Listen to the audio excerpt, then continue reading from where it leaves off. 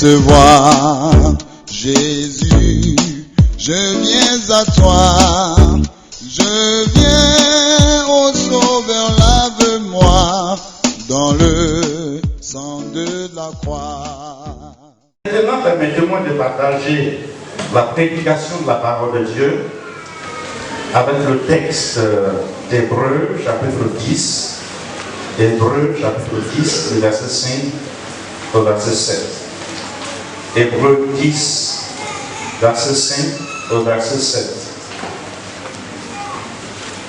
Hébreux 10, verset 5 au verset 7.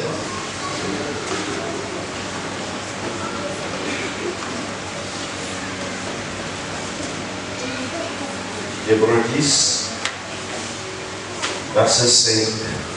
Vous avez trouvé Hébreux, chapitre 10, verset 5. Je lis. C'est pourquoi Christ, entrant dans le monde, dit: tu n'as voulu ni sacrifice, ni offrande, mais tu m'as formé un corps. Tu n'as agréé ni holocauste, ni sacrifice pour le péché. Alors j'ai dit: voici, je viens dans le rouleau du livre, il est question de moi. Offert, ô Dieu, ta volonté. Alors j'ai dit: voici, je viens dans le rouleau du livre, il est question de moi, pour faire, ô Dieu, ta volonté. Amen. En principe, si je m'arrête comme cela, on pouvait tirer comme thème la volonté de Dieu, mais ce n'est pas ce que nous avons parlé. Je voudrais dire simplement, puisque c'est le premier dimanche de l'année 2021, fixe-toi tes buts si tu veux réussir dans la vie. Fixe-toi tes buts si tu veux réussir dans la vie. Le texte nous présente Jésus, Fils de Dieu, venu en mission. Venu en mission pour un but bien précis. Pour un but bien précis, sauver l'humanité par sa mort à la croix. Et l'auteur dira ceci: c'est pourquoi Christ, entrant dans le monde, dit: tu n'as voulu ni sacrifice ni offrande, mais tu m'as formé un corps. Et ce corps me permettrait alors de faire quoi? La volonté de Dieu, qui était de mourir pour sauver. C'est pour cette raison que dans Matthieu chapitre 26, verset 42, quand il était face à la croix, il pouvait prier en disant simplement au Père: si cela était possible, que la croix lui soit éloignée.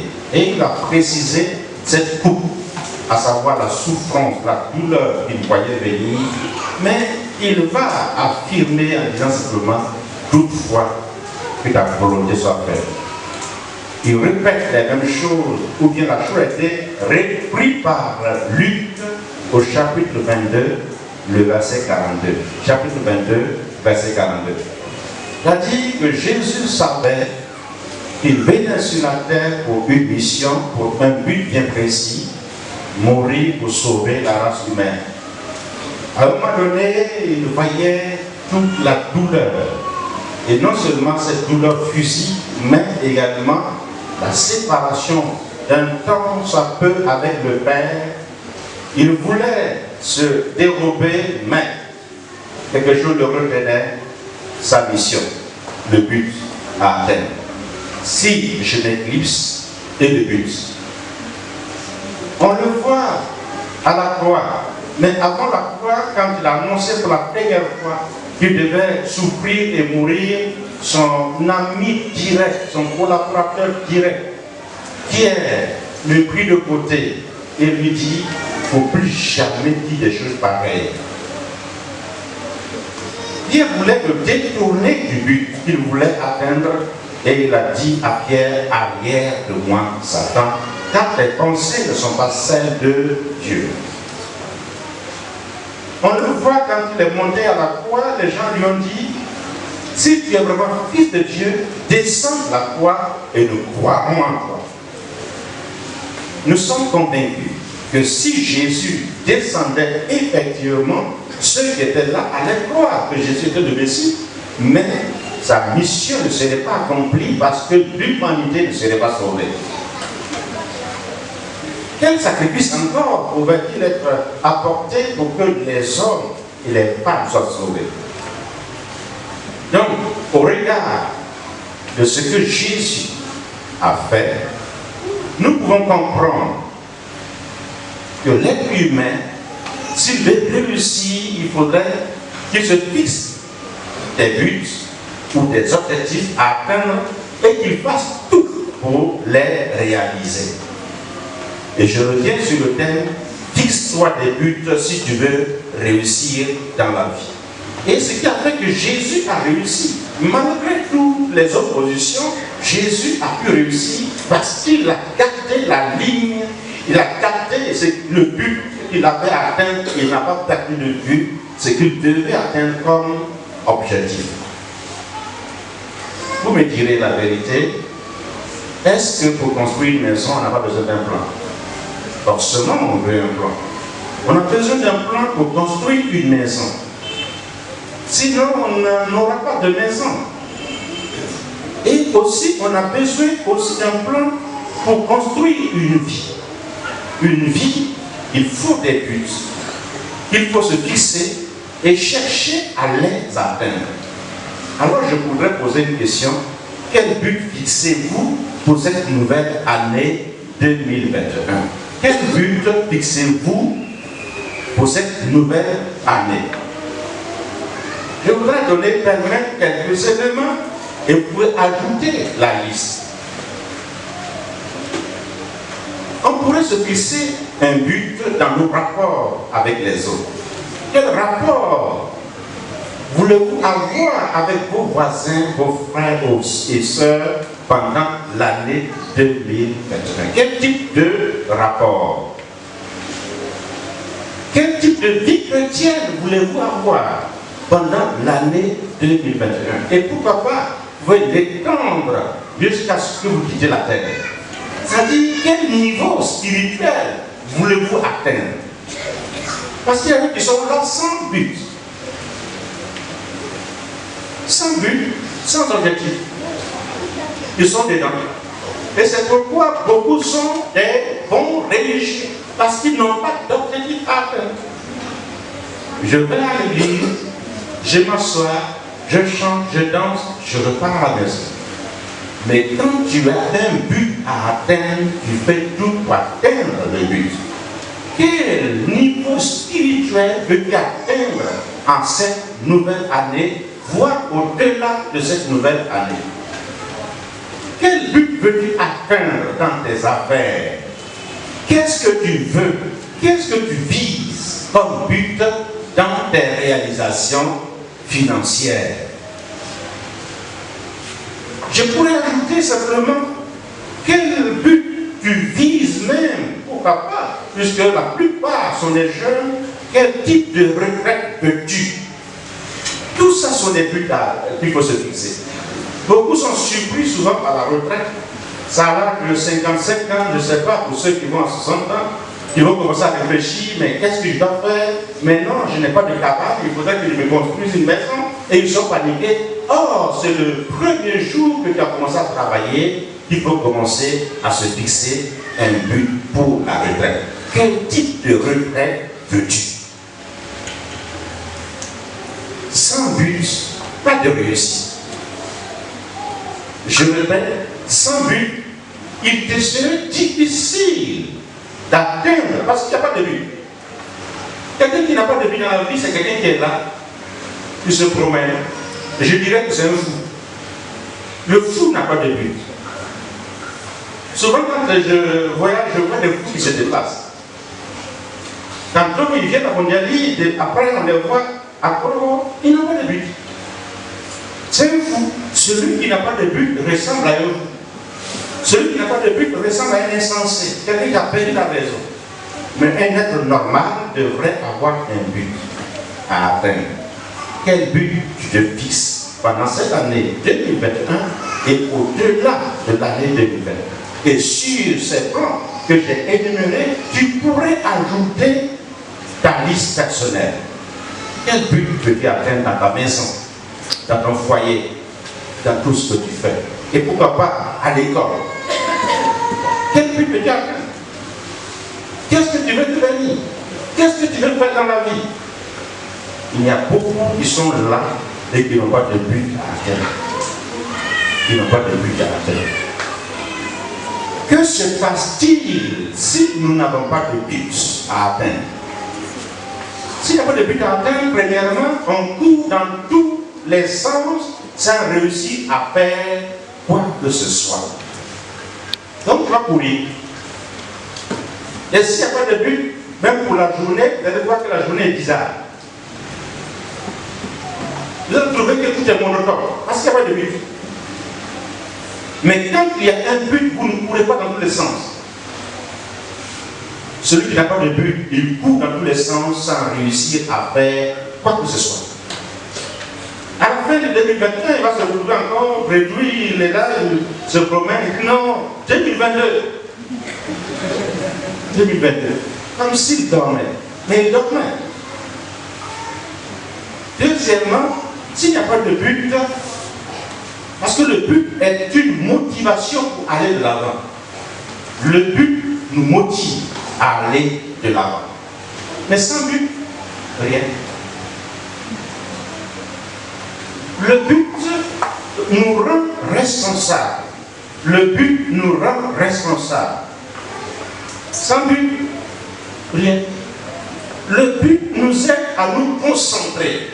Parce qu'il y a quelque chose, on est concentré, même s'il y a quelque chose qui se passe, on sait qu'on vise quelque chose. Quel but tu fixes pour ta vie en cette nouvelle année? Je voudrais revenir en haut. Notre relation avec les autres. Sans but, on n'aura pas de bonnes relations. Sans but, on n'aura pas une vie, une bonne relation avec Dieu. Parce que si je vise un but pour ma relation avec Dieu, alors je cherche les moyens qu'il faudrait pour atteindre ce but. Parce que lorsqu'on a un but, on cherche les moyens pour atteindre le but. Mais sans but, on ne cherchera aucun moyen. C'est parce que souvent on a un but. C'est ça que j'ai dit, je voudrais que cette année 2021, je voudrais que mon niveau spirituel atteigne tel degré. Alors que faire? Je commence à travailler là-dessus. Soit par la méditation, les jeûnes de prière. Quelqu'un qui n'a pas de but, il va jeûner pourquoi? Quelqu'un qui n'a pas de but, il va prier pourquoi? Quelqu'un qui n'a pas de but, il va méditer pourquoi? Quelqu'un qui n'a pas de but, il viendra au réunion du soir pourquoi? Il n'y a pas de but. Et j'ouvre une parenthèse pour ceux qui aiment venir en retard. Quel but tu te fixes pour l'année 2021? Veux-tu toujours rester en retard? Si oui, il n'y a pas de souci. Mais sinon, tu peux travailler en fonction pour éviter de venir en retard. C'est un but qu'on se fixe, mais s'il n'y a pas de but, on ne vient pas. Parce qu'il n'y a pas. On s'en fout. Il n'y a rien. Je me lève ce dimanche, d'accord, ok. Et puis on est là, on se promène en tour. C'est comme le dimanche, j'ai fait mon culte à Saint-Bureau. Je suis arrivé avant 8 heures, le pasteur m'a aperçu de loin, donc il a couru pour venir. Bizarrement, il y a quelqu'un qui a envoyé le balai, et c'est Élie qui a réceptionné le balai.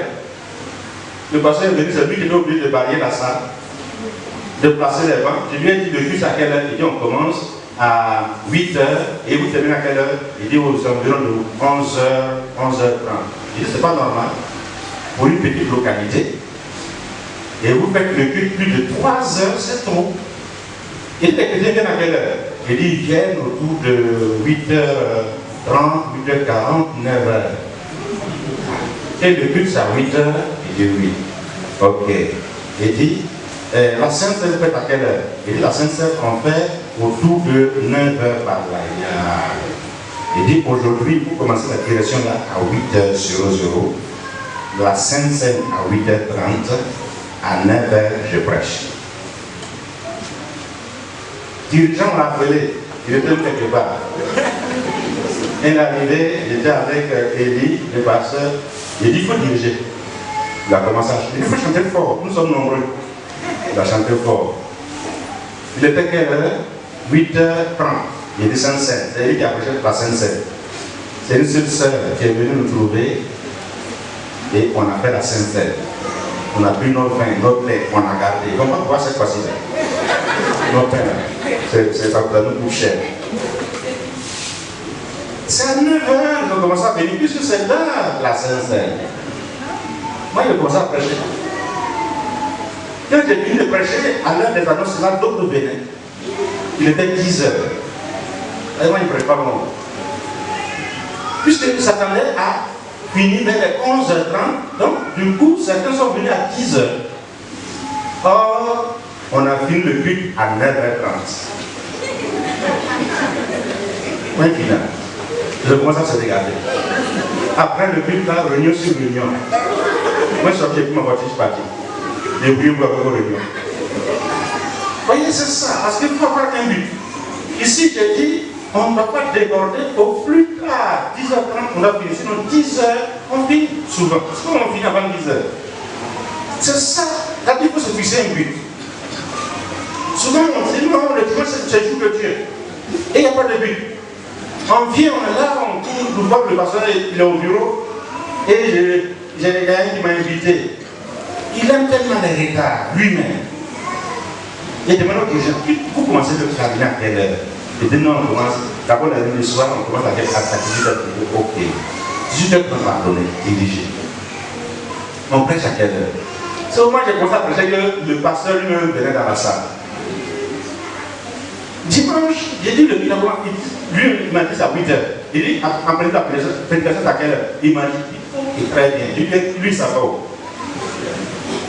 Au moment de la prédication, j'ai fait un mot pour donner le dit, c'est même la prédication. On s'est maintenant le pasteur arrivé, il est assis dans son bureau, et moi j'ai commencé à prêcher. Parce qu'il faut se fixer un but dans la vie. Il ne faut pas être éparpillé. Il faut avoir un objectif à atteindre. Qu'est-ce que tu veux atteindre comme but dans ta vie? Dans ta relation avec Dieu, dans tes affaires. Il y en a qui sont là, tout le monde travaille. Chacun a un salaire. Même si tu as 5 000 francs par mois, c'est un salaire. Mais sachez que celui qui reçoit 5 000 francs par mois et qui a un but dans la vie, il pourra réaliser par rapport à quelqu'un qui a 1 milliard par mois. Parce que les 5 000 francs, si tu as un but à atteindre, tu peux réaliser plus que celui qui a 1 milliard, qui n'a pas de but. Parce qu'on pense que l'argent qu'on a, c'est beaucoup. On pense que ça pas fini. L'argent finit, il y a rien dans l'argent. Prends l'argent, rentre au marché, fais la monnaie, tu reviendras à la maison surpris.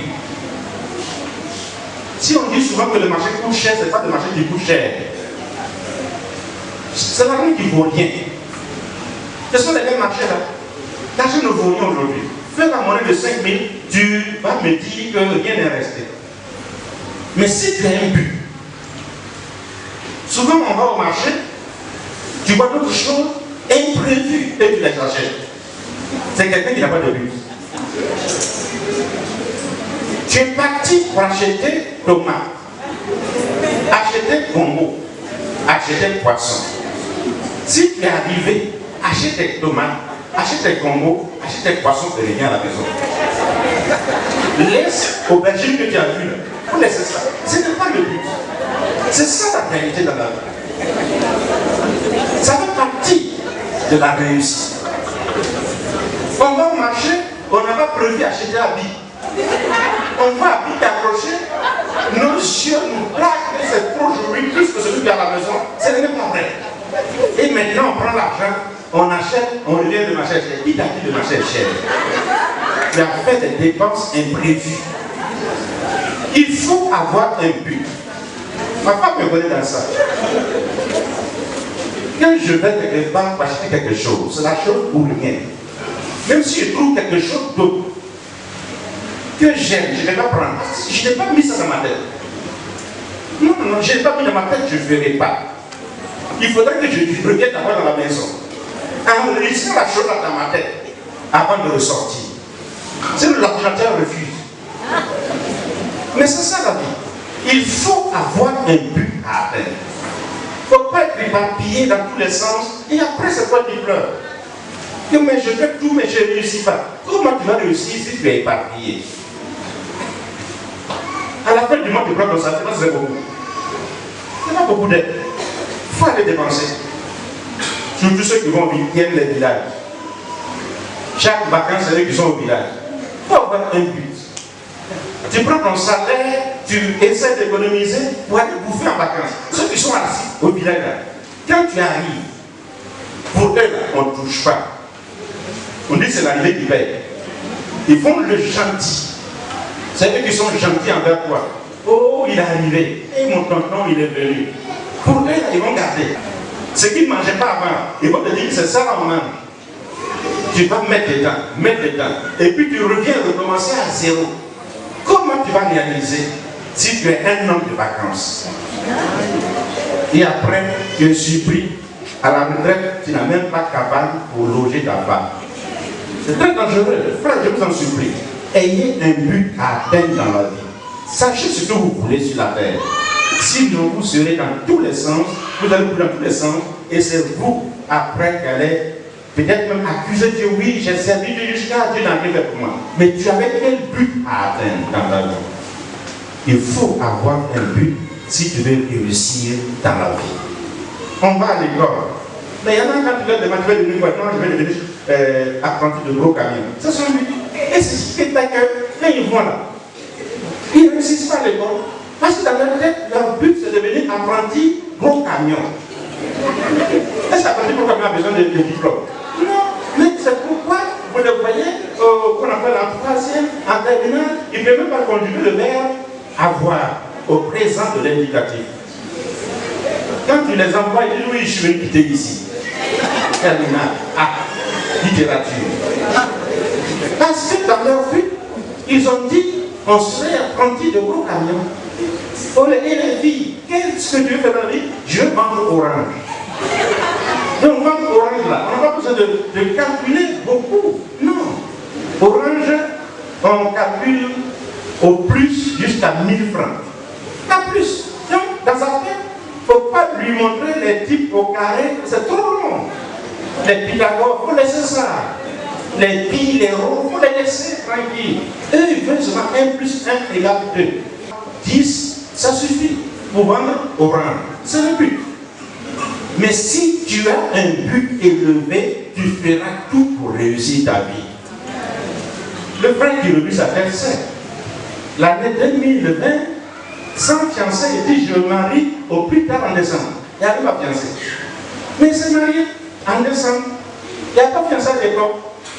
Il a construit sa maison en décembre, avant décembre. Il a mis carreau. C'est bizarre, mais c'est ça, c'est un but. Mais pourquoi il n'avait rien? Mais beaucoup sont là, ils n'ont pas de but. Pas d'objectif. Le dernier point pour terminer, que faut-il faire pour atteindre son but? Pour atteindre son but, il faut d'abord le sacrifice. Ne pensez pas que ce serait facile comme de l'eau à boire. Quelqu'un dirait que si c'est facile, c'est pas bon. Tout ce qui est facile, là, ne cherchez jamais tout ce qui est facile. Cherchez ce qui est compliqué. Plus c'est compliqué, c'est bon. Mais tout ce qui est facile, là, c'est pas bon. Voyez, la maison où je dors dedans, c'est un but que je me suis fixé. La dame qui gérait sa maison où je logeais est venue une fois sans m'avertir et elle est rentrée.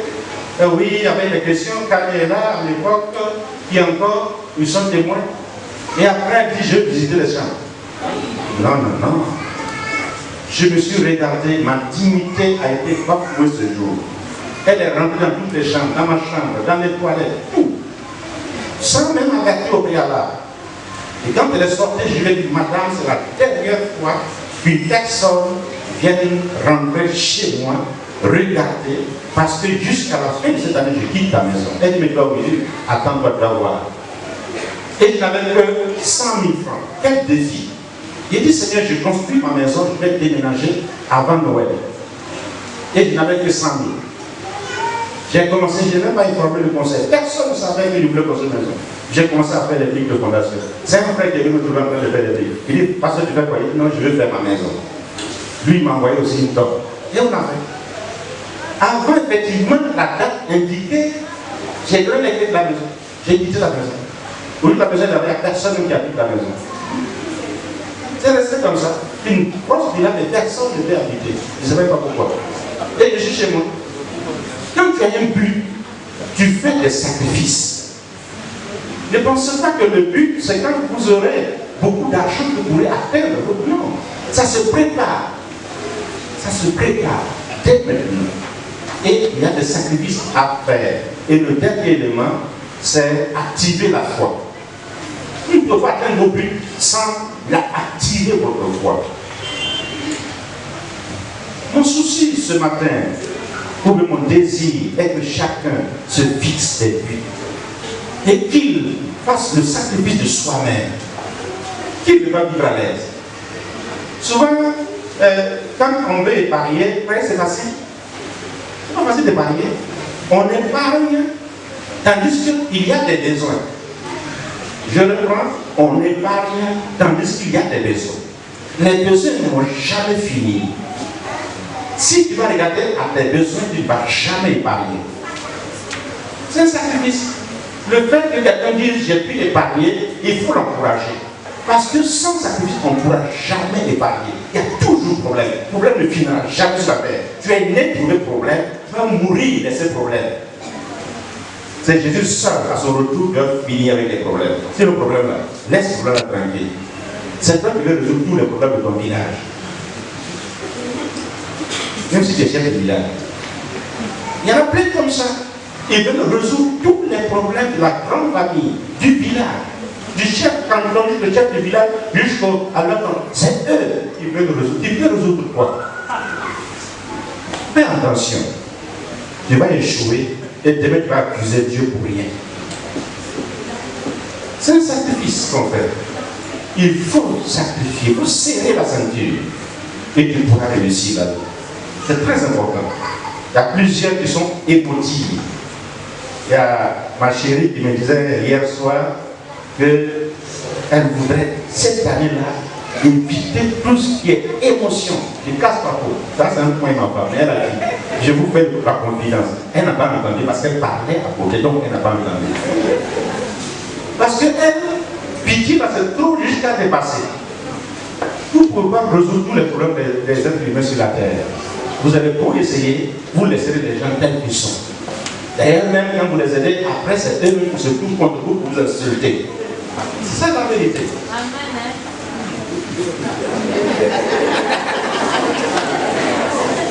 Il faudrait faire ce que tu veux faire, mais surtout pas avoir un but à atteindre. Je le prends sur le côté retraite. Je ne dis pas que vous allez en retraite cette année. Mais si vous ne faites pas attention, certains iront à la retraite en regrettant leur sort. Et ce n'est pas bon. Ce que tu veux être à la retraite, c'est maintenant qu'il faut réfléchir là-dessus. Je vous en supplie. Je ne sais pas pourquoi j'insiste là-dessus, mais c'est des choses sérieuses. La vie est courte. Pour la rattraper, c'est compliqué. Je prends encore l'exemple de ces deux. Quand il est sur le tour, vous voyez qu'il n'est pas fatigué, mais pourtant, quand on t'explique ce qu'il faisait avant, tu seras surpris. Je disais à mon collaborateur, le pasteur Simon, il dit c'était l'un de mes meilleurs prédicateurs. Lui, il est surpris, parce que lui, il n'a pas vu dans ce terrain. Mais actuellement, il ne peut plus. Le temps vient où on va vouloir et on n'a plus de force. C'est maintenant que tout se fait. C'est maintenant que tout se prépare. Il faut avoir un but. Je veux telle chose. Il faut fixer la chose. Il faut implanter déjà la chose. Il faut courir vers la chose. Il faut atteindre la chose. C'est-à-dire tu crées la chose déjà. Je veux telle chose. Je l'appelle, tu crées la chose dans ta tête. Tu implantes la chose, tu mets les racines, tu verses de l'eau, tu cours vers la chose et tu vas trouver la chose. C'est maintenant qu'il faut le faire. Ce n'est pas après qu'on va courir vers. Non, c'est maintenant qu'on plante la chose. On plante la chose dans la tête.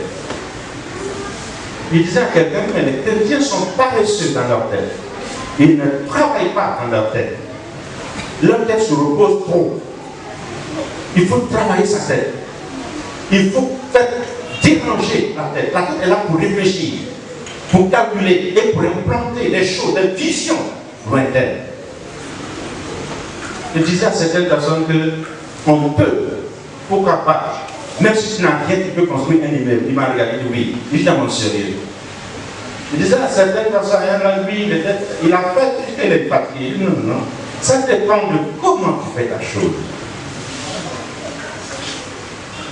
Ayons un but à atteindre dans la vie. Sinon, nous n'allons pas réussir. On va courir dans tous les sens pour rien. Je le dis aux enfants, je le dis aux grands, je le dis aux jeunes, je le dis aux vieillards.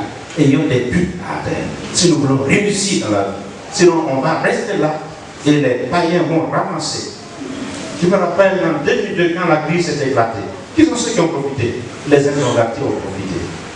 Ils ont commencé à courir d'abord pour aller en Guinée pour prendre des motos pour venir ici. On les regardait.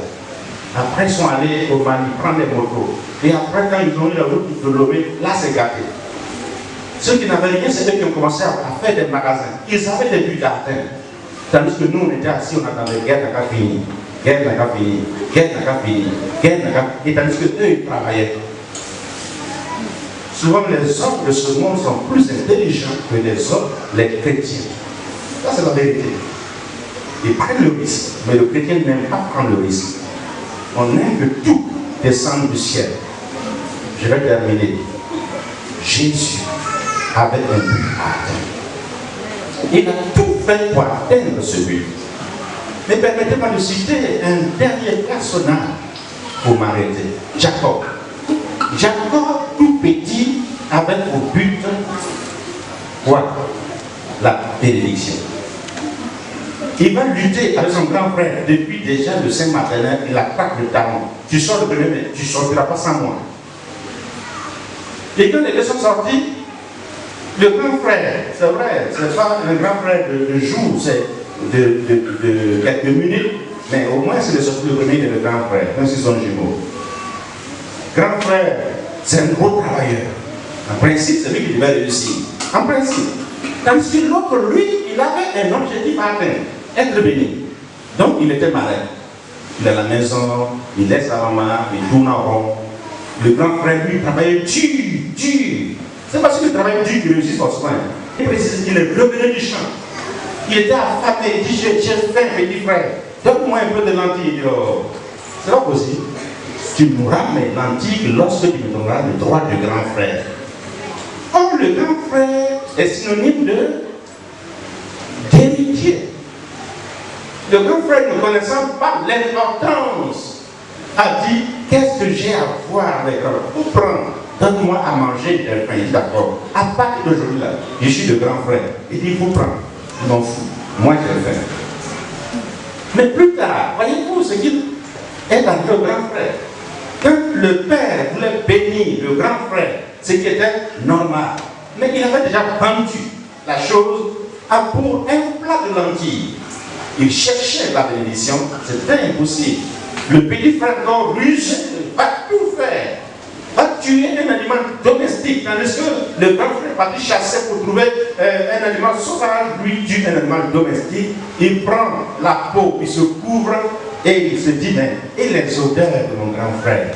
Il va prendre les habits du grand frère, va porter. Le père va toucher, va trouver les poils. Il dit, mais ça c'est vraiment les poils de mon fils, grand frère. Mais l'odeur, c'est également les odeurs de mon fils chéri. Mais la voix c'est Jacob. Mais comme je ne vois pas clair, qu'est-ce qu'il fait? Je vais bénir quand même. Il bénit le petit. Quand le grand frère est venu, par là, petit s'enfuit. Il va où? Et son oncle là-bas. Et là-bas encore, il est là-bas pour un but.